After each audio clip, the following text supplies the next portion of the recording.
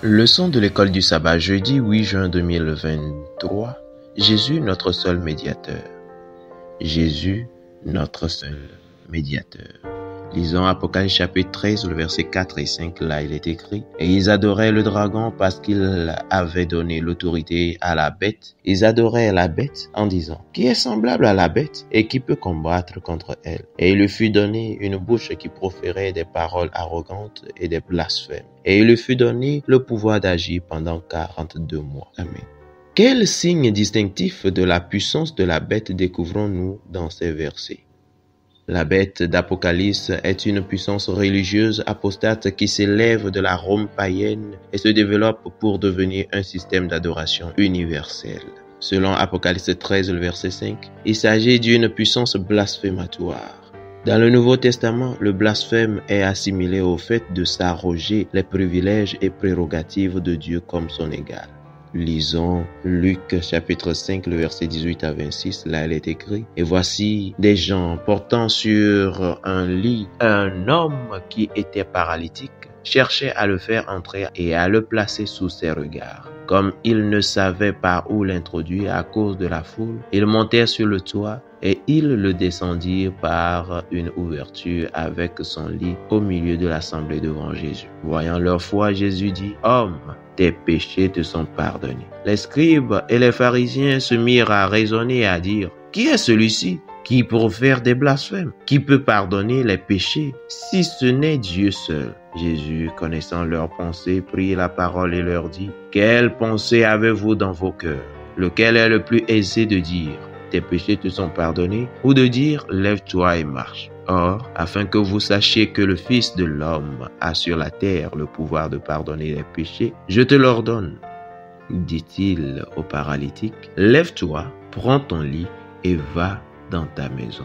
Et à l'instant, il se leva en leur présence, prit le lit sur lequel il était couché et s'en alla dans sa maison, glorifiant Dieu. Tous étaient dans l'étonnement et glorifiaient Dieu, remplis de crainte. Ils dirent: nous avons vu aujourd'hui des choses étranges. Amen. Jean chapitre 10, le verset 33, là il est écrit: les Juifs lui répondirent: ce n'est point pour une bonne œuvre que nous te lapidons, mais pour un blasphème, et parce que toi, qui es un homme, tu te fais Dieu. Amen. Quels sont les deux aspects du blasphème que ces versets identifient? Jésus a été accusé de blasphème par les chefs religieux. Dans le cas de Jésus, les accusations étaient injustes parce qu'il possède tous les pouvoirs et prérogatives de Dieu, y compris le droit de pardonner nos péchés. Et ce, parce que Jésus est Dieu.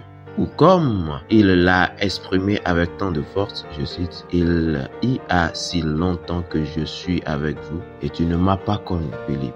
Celui qui m'a vu a vu le Père. Comment dis-tu? Montre-nous le Père. » Fin de citation. Jean chapitre 14, le verset 9.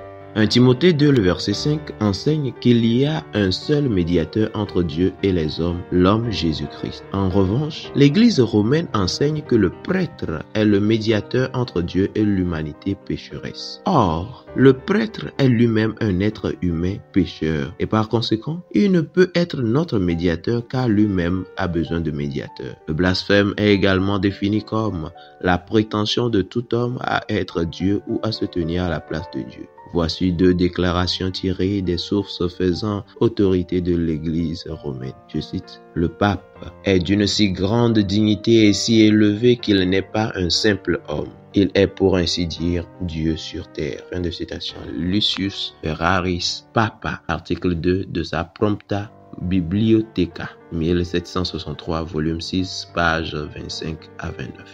Le pape Léon XIII se vantait, je cite: « Nous, les papes, tenons sur cette terre la place de Dieu Tout-Puissant. » Fin de citation. The Great Anglican Letters of Pope Leo XIII, New York, Ziegler, 1903, page 193.